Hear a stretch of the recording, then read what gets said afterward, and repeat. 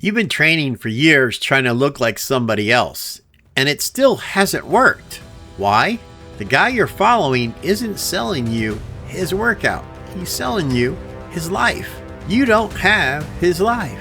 There are 6 reasons men train, but magazines only sell you 2 of them.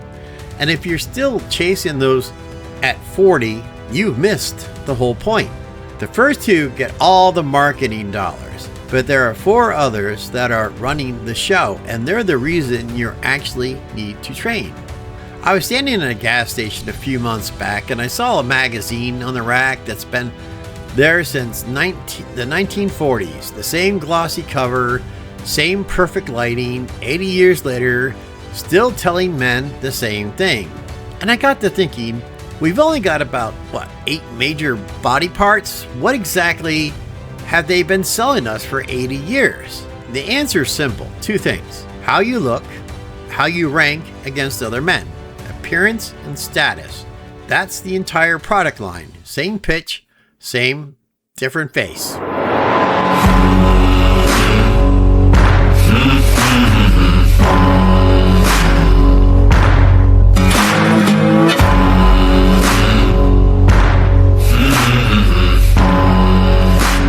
Welcome to The Useful Man, a channel about learning, growing, and staying useful in a world that gets stranger by the day. Life gets complicated. It doesn't have to stay that way. There are rules to everything, and life doesn't come with an owner's manual. When you win, you understand the rules. Are you ready? Let's get back into it. Here's what I figured out a long time ago. That's not why men actually walk into a gym. When you ask a man why he works out, you get the polite answer first. I want to be healthy. It's the safe answer.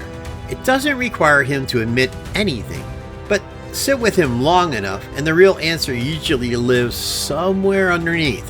Maybe he got tired of being the smallest guy in the room. Maybe he wanted somebody to notice him. Maybe he got winded climbing the stairs and didn't want anybody knowing that. I'll be honest with you, there was a stretch of my life when I was in really good shape. Clothes fit right. More than once, a complete stranger told me I looked good, and yeah, it felt good. Ego got a boost. I remember a night out, I walked up to a buddy in a club and gave him a good old solid pat on the back. You know what I'm talking about. The way you kind of do with an old friend. He turned around ready to find out who touched him. In half a second, he didn't recognize me. Not because my face had changed, because the size of what he saw coming up on him. That's status talking before either one of us said a word. Anybody who tells you that doesn't matter is lying to you or lying to themselves. It matters. Because here's where the magazines get it wrong. They only ever sell you 2 things, appearance and status. And if you're still chasing those at 40 or 50, 60, you missed the entire point of what you started training for in the first place. I spent my life in and around gyms. I watched men compete. I watched men train. I've competed myself.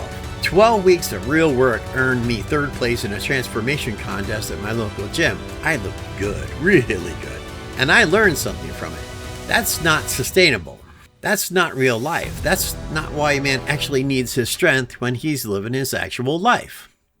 Here's what the magazines never tell you. There are 6 major reasons men walk into a gym. Every single one of us has all 6. The only thing that changes is which one's driving the truck. Appearance, status among men, identity and discipline, physical health, functional strength, and longevity. First 2 get all the marketing dollars because they got the flashiest before and afters.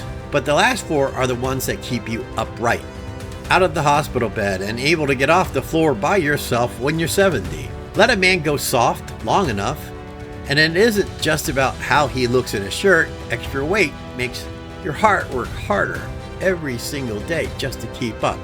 It raises your risk of type 2 diabetes, high blood pressure, and heart disease. It wears you down. It wears down your knees, and your hips, your back, and every single day just walking around. It disrupts your sleep, and a bad sleep wrecks everything downstream from it. Your energy, your mood, your mind. None of that requires an audience. Health is the one reason on this whole list that would still be true if you were the last man alive with nobody left to compare yourself to. And underneath most of all the other reasons sits one thing quietly running the show: ego. Don't go acting like you don't have one. We all do.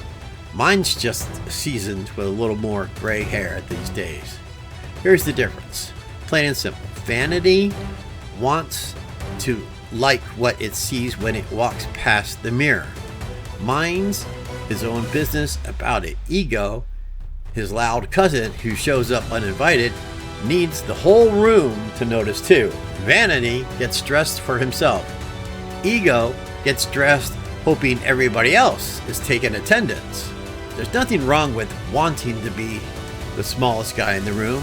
That's about as old as men standing in rooms together. But if your ego's driving the truck 5 years down the road, you're not building a body anymore. You're just feeding a hole that never fills up, no matter how many plates you stack on the bar. What I've noticed is that the categories don't change with age. The weighting does. Ask a 20-year-old why he trains, appearance ranks high. Ask a 40-year-old, you'll hear more about stress and staying healthy for his family. Ask a 60-year-old man, and plenty of us will tell you the same plan. I just want to be able to get off the floor by myself. I don't want to lose my independence. I don't want to be a burden to the people that I love. I'm 60 years old telling you that right now. That's not research I read somewhere. That's where I actually stand. But here's what really matters for you. Right now, wherever you are in your life, the magazines have been selling you a lie for 80 years, and they're still doing it. They're selling you a body that belongs to somebody else.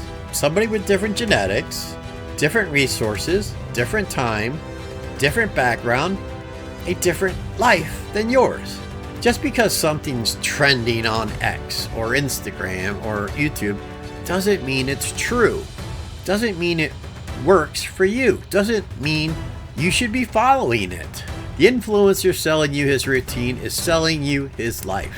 And you don't have his life. You have yours. Here's what you actually need to do. Stop chasing what works for somebody else. Start building what works for you. Create a system. Measure it. Track it. Know where you started. Know where you're going. Make it sustainable for your actual life, not for the life of somebody selling it on Instagram. Use other people as guides, not as blueprints.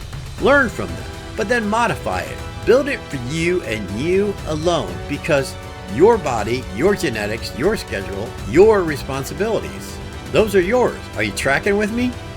Not the guy on the magazine, not the guy getting paid to look like that. You. The smartest men figure out that keeping your foundation solid and maintaining your independence matters a lot more than impressing anyone. Your body is the only house you'll ever live in for your entire life. You can paint the walls to look good, or you can maintain the foundation so the roof doesn't cave in. The best men do, but if you've only got time for one, fix the foundation first. Stop buying the trending thing. Start building the system that works for you. That's not sexy. That's not magazine material, but it's the only one that actually lasts. Thanks for spending some useful time with me. Shadows get longer when the sun goes down, which makes you look way more important than you actually are. Don't let your ego grow just because the lighting is flattering. Stay humble. I'll catch you on the next one.